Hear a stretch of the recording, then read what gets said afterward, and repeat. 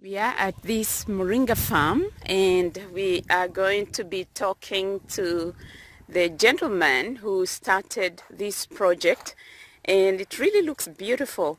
Moringa is actually considered a superfood, and today is a really exciting day because we are going to be learning how can you start your own Moringa farm.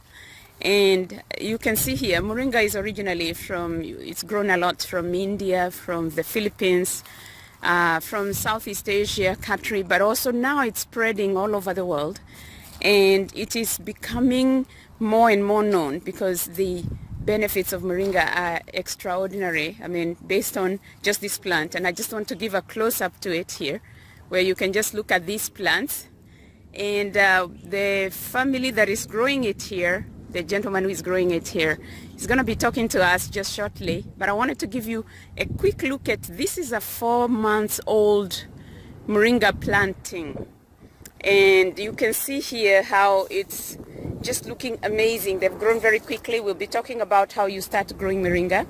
So click on the link below so that you get more information on how you can start your own Moringa growing project.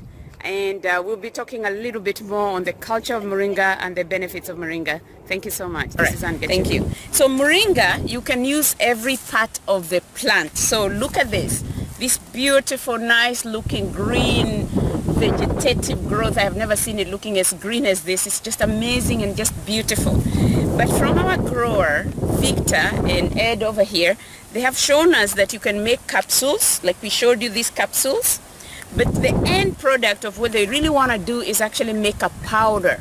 The vegetative leaves, which can be sold in the market, and I know our local market here has Moringa, but if you're thinking about it as a grower or somebody who is interested in growing Moringa, you can see you can turn it into a powder. This is the powder, and you can sell it. Decide whether you're going to use the seeds or whether you're going to use cuttings. Yes. And the seeds take about 15 days to germinate. Correct.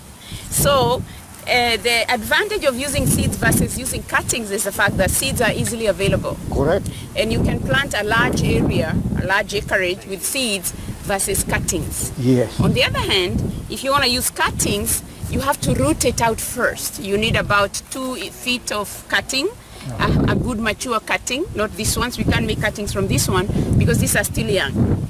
But when you do cuttings, then the cuttings have to be rooted first. So cuttings is a little slower in terms of propagation.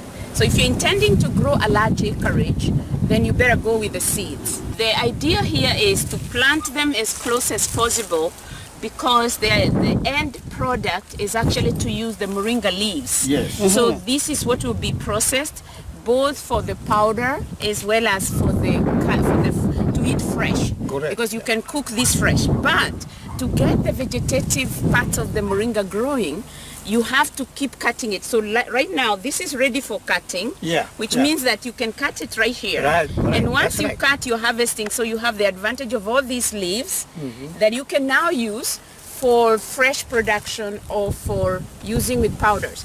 And as soon as you make a cut here, you get new branches. Correct. And so they branch out, so you get more vegetative growth.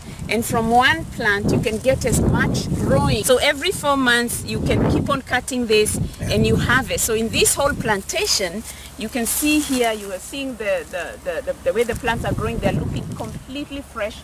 And I mentioned that Moringa is a legume. It's from the leguminous family, it's the beans family. So it does fix nitrogen.